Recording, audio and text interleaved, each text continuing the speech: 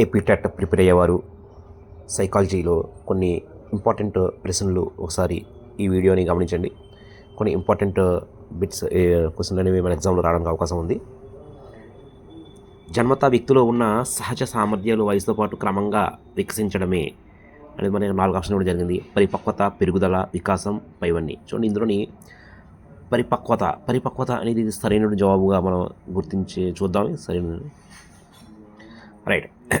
జన్యుపరంగా సంక్రమించినటువంటి పరిపక్వత, ఇది రైట్ ఆన్సర్. ఇది మనకి వివరణ కూడా ఇవ్వడం జరిగింది, ఎక్స్ప్లెనేషన్. జన్యుపరంగా సంక్రమించే సామర్థ్యాలు వయసుతో పాటు ఎలాంటి శిక్షణ లేదా అభ్యాసం లేకుండా సహజంగా అభివృద్ధి చెందడాన్ని పరిపక్వత అంటారు. శిశువు నడవడం, మాట్లాడడం వంటివి పరిపక్వత ఉదాహరణలు. కాబట్టి ఇది మనం ఏ ఆప్షన్ అనేది సరైన జవాబుగా ఎన్నుకోవాల్సిన అవసరం ఉంది. సెకండ్ క్వశ్చన్ చూద్దాం. ఇంత మనకి ప్రతి ప్రశ్నకి కూడా ఎక్స్ప్లెనేషన్ వివరణతో ఉంటుంది కాబట్టి మీరు స్కిప్ చేయకుండా ఈ వీడియో చూడండి. ఇంపార్టెంట్ సైకాలజీ, పెడగాలజీ సంబంధించిన బిట్స్ ఇందులో ఉన్నాయి. కార్యసాధక నిబంధనలో ఉన్నత క్రమ నిబంధన అంటే ఏమిటి?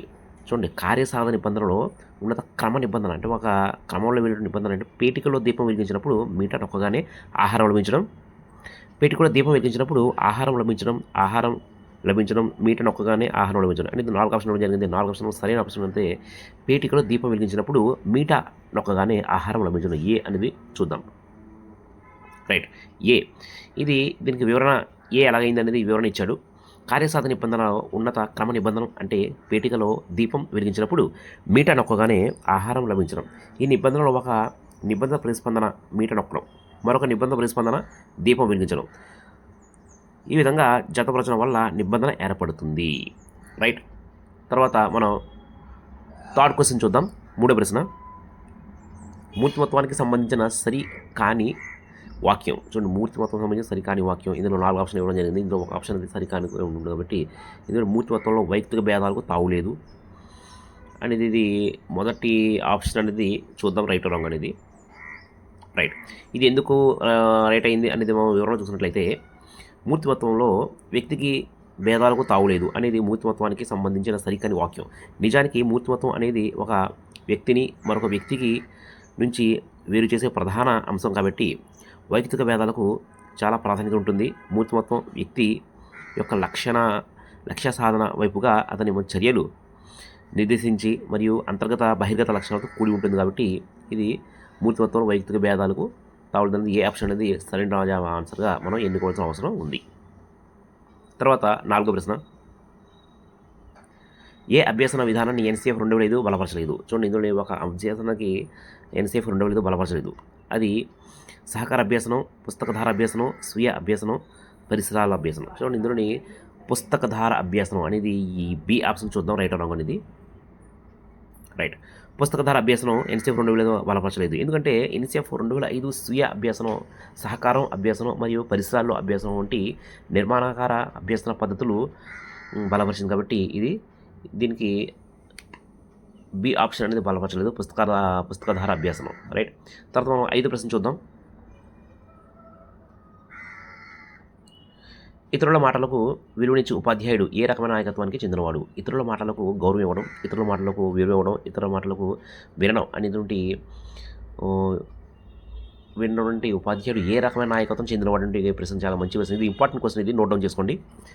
ఇందులోని సహభోగి నాయకత్వం, నిర్దేశిత నాయకత్వం, అనుజ్ఞ నాయకత్వం, సాధనోన్ముఖ నాయకత్వం. అంటే ఇందులోని మనకి సరైన జవాబు వచ్చి అనుజ్ఞ నాయకత్వం అంటే ఆజ్ఞ ఇవ్వడం.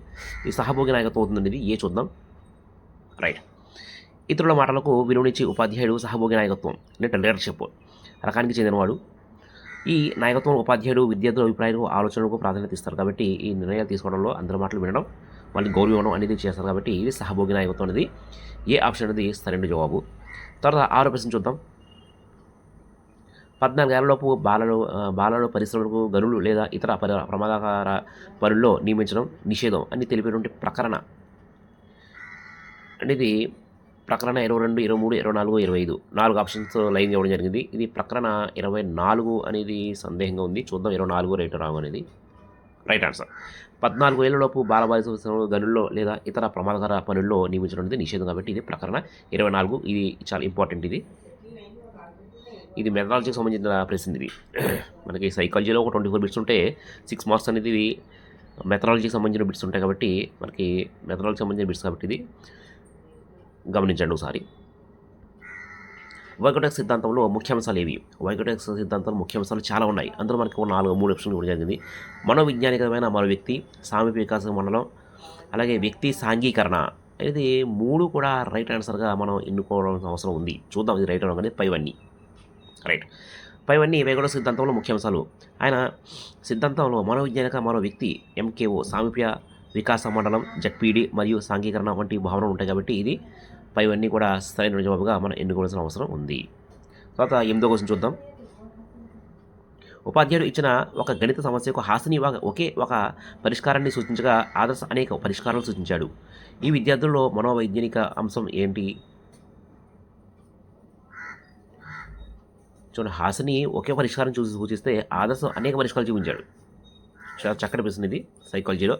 ప్రజ్ఞ సృజనాత్మకత ఆప్షను.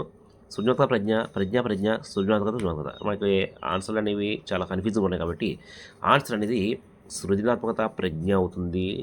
చూద్దాం ఏ ఆప్షన్ చూద్దాం. ప్రజ్ఞ సృజనాత్మకత. ముందు ప్రజ్ఞ ఉండాలి, సృజనాత్మకత ఏ option right answer. Yes, Hasini ఒకే ఒక పరిష్కారాన్ని సూచించడం అనేది ప్రజ్ఞ అవుతుంది, ముందు ఇంటెలిజెన్స్ అనమాట. తర్వాత ప్రజ్ఞ లక్షణం. తర్వాత ప్రజ్ఞ ఉన్నవారు సమైక్య ఆలోచన కలిగి ఉంటారు. ఆదర్శ అనేక పరిష్కారాలు సూచించడం సృజనాత్మకత లక్షణం. సృజనాత్మకత ఉన్నవారు విభిన్న ఆలోచనలు, సృజనాత్మకత ఉన్నవారు విభిన్న ఆలోచనలుగా సూచిస్తారు కాబట్టి ఇది మనకి ఏ ఆప్షన్ అనేది ప్రజ్ఞ సృజనాత్మకత, ఇది సరైన జవాబు కాబట్టి దీన్ని మనం ఏ ఆప్షన్ అనేది ఎన్నుకోవాల్సిన అవసరం ఉంది రైట్. తర్వాత 9వ క్వశ్చన్ చూద్దాం. 9th question. బోధనలో ఉమ్మడి బాధ్యతను సూచించేది ఏది? చూడండి, బోధనలో ఉమ్మడి బాధ్యత సూచించేది ఉమ్మడిగా మనం చదవాలి అనేటువంటి సామర్థ్యం కలిగేది మనకి micro teaching, team teaching, remedial teaching, అలాగే మాక్రో టీచింగ్. అంటే ఉమ్మడి అంటే అంతా కలిసి ఉన్నాం కాబట్టి టీమ్ టీచింగ్ అనేది సరైన జవాబుగా మనం ఎన్నుకోవాల్సిన అవసరం ఉంది. చూద్దాం right answer. Yes, team teaching అనేది 2 లేదా అంతకంటే ఎక్కువ మంది ఉపాధ్యాయులు ఒకే తరగతి గదిలో బోధించే పద్ధతి. ఈ పద్ధతి బోధన బాధ్యతలను ఉపాధ్యాయులు బృందం పంచుకుంటుంది. ఇది ఉమ్మడి బాధ్యతను సూచిస్తుంది రైట్. కాబట్టి మనం టీమ్ టీచింగ్ బి ఆప్షన్ అనేది సరైన జవాబుగా ఎన్నుకోవాల్సిన అవసరం ఉంది. చూడండి, ఇక్కడ 10వ ప్రశ్న. పరీక్షలు అంటే భయపడే రమేష్ ఒకసారి పరీక్షలో వచ్చిన ప్రశ్నలకు సమాధానం రాయలేకపోతున్నాడు. అంతేకాకుండా అతడు చదివింది మర్చిపోయి ఏకాగ్రత లోపం సమస్యతో బాధపడుతున్నాడు. అతడికి ఏ మార్గదర్శకత్వం అవసరం? వ్యక్తిగత, వృత్తి సంబంధ, విద్య, సాంఘిక. మనకి ఇక్కడ 4 ఆప్షన్లు ఇవ్వడం జరిగింది. ఈ 4 ఆప్షన్లో సరైన జవాబు వచ్చి చూసినట్లయితే వ్యక్తిగత అయితే కాదు, వ్యక్తిగతంగా దాన్ని సమస్య పరిష్కరించడం. వృత్తి సంబంధం ఇది కూడా కాదు. ఇది తన విద్య ఏంటంటే ఒక సమస్యను చదువుతున్నాడు మర్చిపోతున్నాడు అనేటువంటి విద్య సంబంధించిన దానికి మార్గదర్శనం బట్టి ఇది విద్యా మార్గదర్శనం అవుతుంది. చూద్దాం ఇది రైట్ రాంగ్ అనేది C option. Yes, C option అనేది రైటు. ఎందుకు రైట్ అయింది? ఒక వివరణ చూస్తున్నట్లయితే పరీక్షలంటే భయపడే రమేష్ చదివింది మర్చిపోవడం, ఏకాగ్రత లోపం వంటి సమస్యలు ఉన్నప్పుడు అతడికి విద్యా మార్గదర్శనం అవసరం. విద్యా మార్గదర్శనం అనేది ఒక విద్యార్థి తన అభ్యసన లక్ష్యాలను సాధించడానికి సహాయపడుతుంది కాబట్టి ఇది సి ఆన్సర్ అనేది సరైన జవాబుగా మనం ఎన్నుకోవాల్సిన అవసరం ఉంది. చూడండి, ప్రజ్ఞా లక్షణం ఏది అంటే ప్రజ్ఞకు ఒక లక్షణం ఉంటుంది. నైపుణ్యం, శృతి, జ్ఞానం ఏది కాదు. ప్రజ్ఞకు ఒక లక్షణం ఉంటుంది అని చెప్పడం కానీ ఇందులో ప్రజ్ఞ లక్షణాలు ఏవి కావు అనేది సరైన జవాబుగా మనం ఎన్నుకోవడం అవసరం ఉంది. చూద్దాం రైట్ రాంగ్ అనేది రైట్ ఆన్సర్. చూడండి, జ్ఞానం, శృతి, నైపుణ్యం మరియు ప్రావీణ్యం అనేది ప్రజ్ఞా లక్షణాలు కావు. ప్రజ్ఞ అనేది ఒక అంతర్గత సామర్థ్యాల వల్ల జ్ఞానం, నైపుణ్యం వంటివి ఏర్పడతాయి కాబట్టి ఇచ్చిన ఎంపికలు ఏది కూడా ప్రజ్ఞా లక్షణం కాదు. 12వ ప్రశ్న. సాధారణీకరణం రూపొందించాలంటే ఉపయోగపడే పద్ధతి. చూడండి, సాధారణీకరణం రూపొందించాలంటే ఉపయోగపడే పద్ధతి ఆగమన, నిగమన, సంశ్లేషణ, ప్రాజెక్ట్ పద్ధతి. ఇది ఆగమన అవుతుందండి. ఆగమన. చూద్దాం రైట్ రాంగ్ అనేది సరైన జవాబు రైట్. ఎందుకు చేయింది సాధారణీకరణ అనేది ఎక్స్ప్రెషన్ చూసినట్లయితే సాధారణీకరణం అంటే అనేక ప్రత్యేక ఉదాహరణల నుంచి ఒక ఉదాహరణ సూత్రాన్ని లేదా నిబంధనలను రూపొందించడం. ఈ ప్రక్రియ ఆగమన పద్ధతి అత్యంత అనువైన పద్ధతి. ఈ ఉపాధ్యాయుడు కొన్ని ఉదాహరణలు ఇచ్చి దాని నుంచి సూత్రాన్ని రాబట్టే విద్యార్థులు ప్రోత్సహిస్తారు కాబట్టి ఇది ఆగమన అనేది రైట్ ఆన్సర్గా ఉంటుంది రైట్. మరి ఇటువంటి అనేకటువంటి సైకాలజీ సంబంధించిన బిట్స్ మీకు కావాలనుకుంటే ఈ ఛానల్ లైక్ చేయండి, సబ్స్క్రైబ్ చేయండి, అలాగే షేర్ చేయండి. మరిన్ని వీడియోలు మీకు మొదటి వీడియో మీకు నోటిఫికేషన్ రావడం జరుగుతుంది. సెలవు.